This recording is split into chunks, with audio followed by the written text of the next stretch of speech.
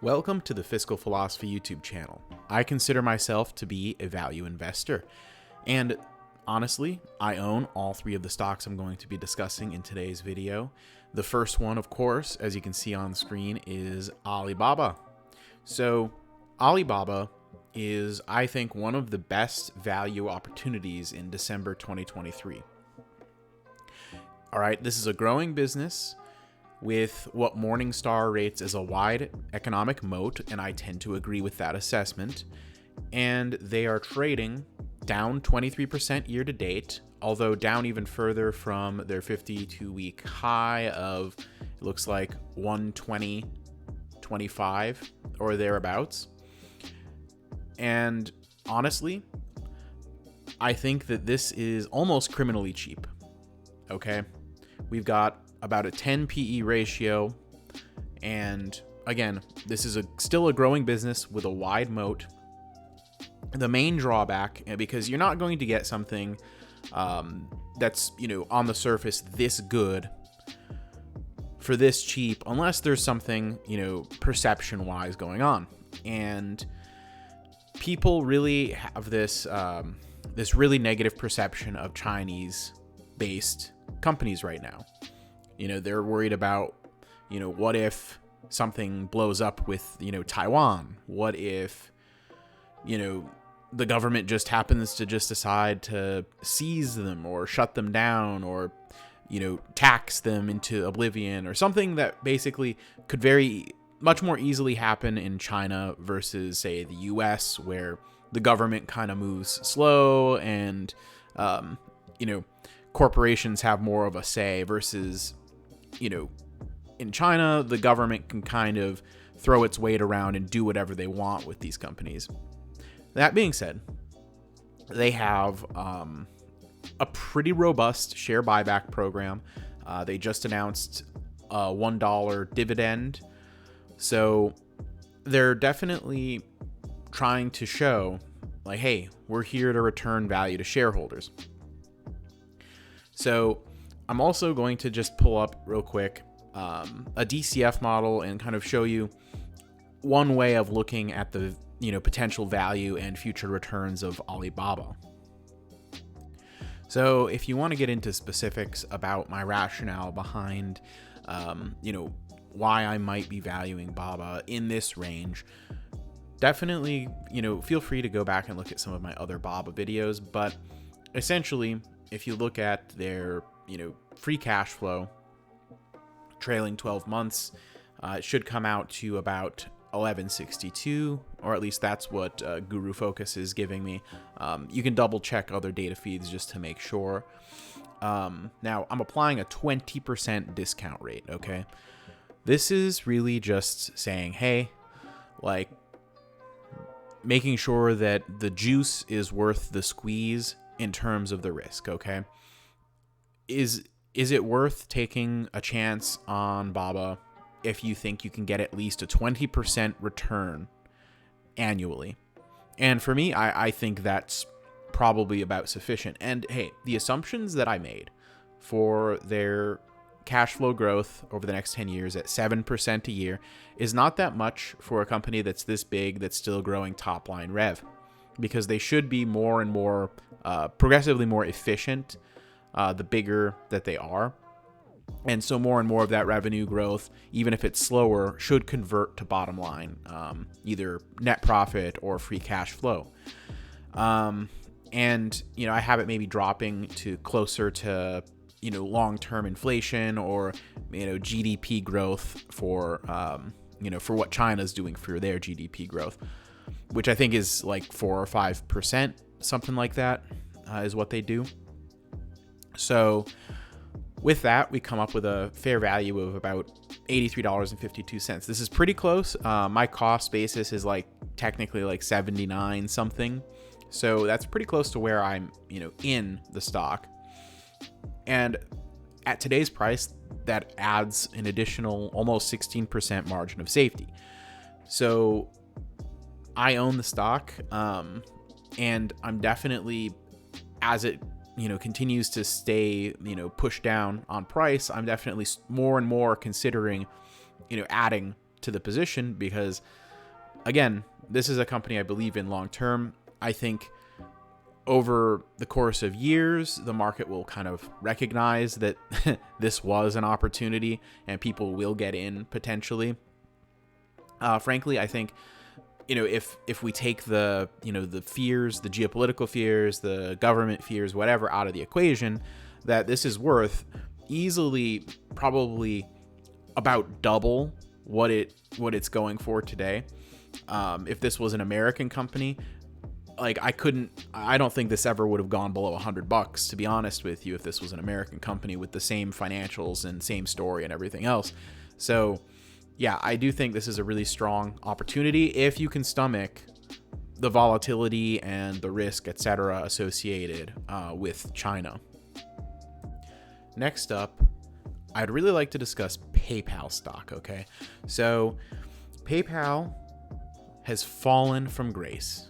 This used to be the darling, and it has fallen like 80-something% from its all-time highs that were in the low 300s per share. We're down to just under $60 per share today. Wow. So let's talk about PayPal. All right. PayPal is, I would say, not necessarily as criminally undervalued as the other stocks that I might be discussing, but I do think they are undervalued nonetheless. The pendulum has swung a little bit too far in the opposite direction because, let's face it, at over $300, this share price, it flew a little bit too close to the sun. And it wasn't really justified, okay? I think that PayPal is a fantastic business. I think that, the new CEO was saying some things that I really liked in their most recent earnings call. And I really look forward to seeing what the future holds for PayPal. I'm so excited to own this company. So actually, the stock is sitting pretty darn close to my current cost basis. I have about 100 shares.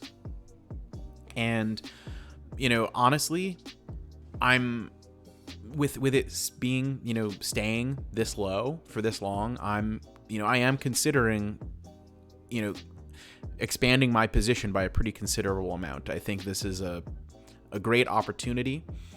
And I'll show you a little bit about how I'm valuing PayPal and just, to give you an idea of the kind of returns I think are possible with this company. If you're enjoying the video so far, consider dropping a road roller on that like button and subscribing to the channel to never miss another video. So valuing PayPal is interesting. I'm personally assuming that 2023's EPS estimates come to fruition. Analysts are saying about $5.05. I think that will more or less be the case.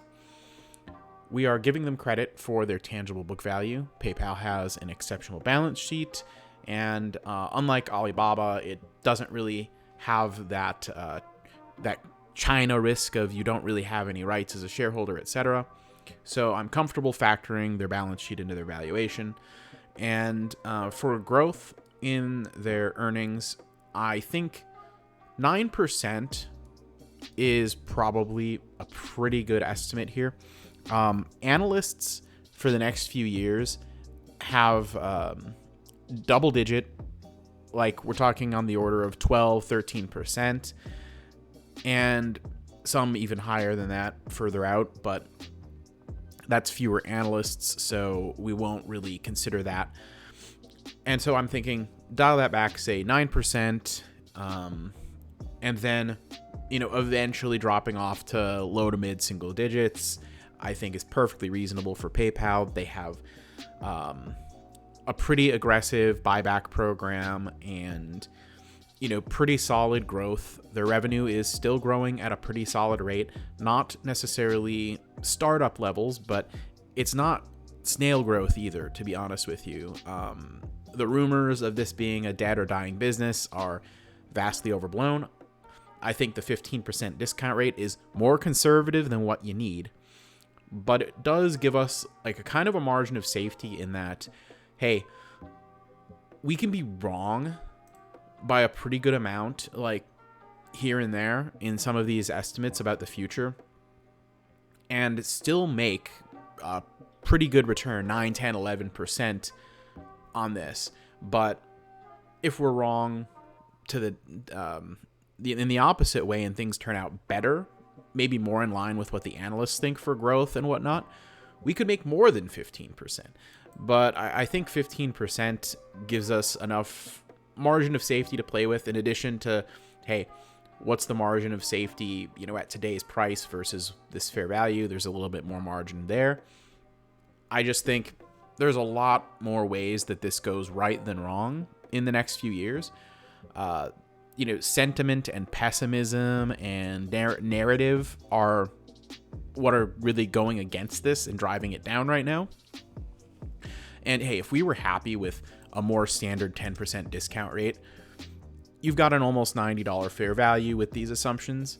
So, if the market decides to, price this, in a way that's more in line with a lot of other stocks out there, you could see a big potential upside even in the short run. But I think in the long run, you would just want to, count on their financial results and their ability to return value to shareholders and compound their profitability and buy back shares, etc. I think either way it slices and dices, whether the share price recovers in the short run when the market realizes how mispriced this is, or whether it's a longer road to that recovery. Either way, I'm personally excited about the future for PayPal. Last, and I would say certainly not least by any stretch of the imagination, is Paramount Global. Now, this stock is actually held by Berkshire Hathaway. It's a very small portion of their common stock portfolio. R.I.P. Charlie Munger, by the way. Now, Berkshire actually bought this in 2022. My understanding is that they got in there somewhere in this area when it was in the low 30s. And as of their Q3 13F of this year, they do still have it, and they're probably at about negative 50% on the holding. Now, I have my shares of Paramount at a much lower cost basis. I'm in pretty close to today's price for most of my shares. And I'm very happy. And I continue to occasionally sell cash secured puts, etc. And if I get a couple hundred more shares of Paramount, I would not necessarily be at all disappointed for that. They've basically, they're getting close to rounding the corner on streaming. Their Paramount Plus numbers look better and better as time goes on. And once they have that figured out, they won't be quite as reliant on just as much ad revenue for their profitability. They definitely, their earnings took a big hit this year because there was a writer's strike. Ad revenue was in the toilet. And, those things are what I would classify as temporary problems. Like ad spend tends to be sort of cyclical, and if you have another problem at the same time as your ad revenue down cycle, well, your earnings are going to get crushed. All right, that's just the way it is. So what we have here is a situation where 2024 is an election year, so there's probably going to be a lot more spending on political ads. Paramount will certainly get their piece of that pie, I'm sure. Streaming, again, it's starting to get closer and closer to that, turning that corner for profitability. And at the moment, Paramount is cheap, okay? They also have a lot of assets, a ginormous and impressive content library, and they are not to be underestimated. Let's take a look at, a potential valuation scenario. Okay, so we're trying to come up with a reasonable price to pay for Paramount. Now, right off the bat, because of the cyclical nature of ad revenue, where sometimes it can be up at these high highs and sometimes down at these low lows. It can be hard to be super accurate with any kind of pricing model, if I'm being 100% honest. But I do think also that the streaming side, if that rounds the corner, becomes profitable, that'll make part of their business at least a little bit more stable and maybe a little bit more predictable. So that being said, this is just, these are assumptions. This is not, guaranteed objective reality by any stretch of the imagination. But, this is basically a modeling of possible scenarios, right? And the way I see it, the 2024 EPS is expected to recover back up to $1.26. It's going to be like 70 cents or something this year. With how rough this year was, this should be expected to take multiple years to really normalize and get back to any kind of regular calculable level where you can rebuild from that point, basically. So 2024, it's expected to recover back up to $1.26, which isn't even really all that close to what they've been capable of in the past. But, I think it's a good starting point for, our purposes, because, hey, if you're investing at the end of 2023, you want to be basing your assumptions around what are they going to do in 2024 and beyond, right? So I'm applying a 12.5% discount rate, giving them credit for their tangible book value. As a matter of fact, honestly, I would like to give them more credit for their balance sheet because they have a lot of intellectual property, things that are maybe harder to assign an exact dollar amount to. Even what they're showing up for on the balance sheet might not even really reflect what the true value is if they were to sell something. Granted, they're not really particularly interested in selling anything, but they have that, potential. Like, what is, the South Park franchise worth as a whole? What is Star Trek worth as a whole? These are pretty hard things to calculate. And, I'm giving them credit in the pricing model for the tangible book value, but I think that could even be underselling them to a point. Now, analysts are expecting, pretty rapid recovery in earnings going forward. So I think 10% is probably pretty reasonable, to be honest with you. Hey, you might want to go more conservative and say 8% or something. Totally fine. Honestly, I think there's going to be ups and downs. I think they will hit some higher highs at some point and possibly some, lower lows. But I do think streaming in the future will kind of anchor them a bit and provide more stability to the business in the further into the future, a few years down the line. And this general model here is why I really think anything really under 20 is where I'm always considering selling more cash secured puts and getting in on this, right? Now, the 12.5% discount rate isn't necessarily all that steep, but I really don't think that there is I think the risk is not all of that extreme. I think Paramount, in a pinch, they could do spin-offs and things of that nature if they needed to. But in all honesty, I think with the direction streaming is going and everything else, and just like how cheap they are compared to, what they have going for them, I just think at this point, going much higher than 12.5% might even just be beating them up too much. But I mean, even if you go to a 15% discount rate, I mean, we still are pretty undervalued with a pretty good margin of safety.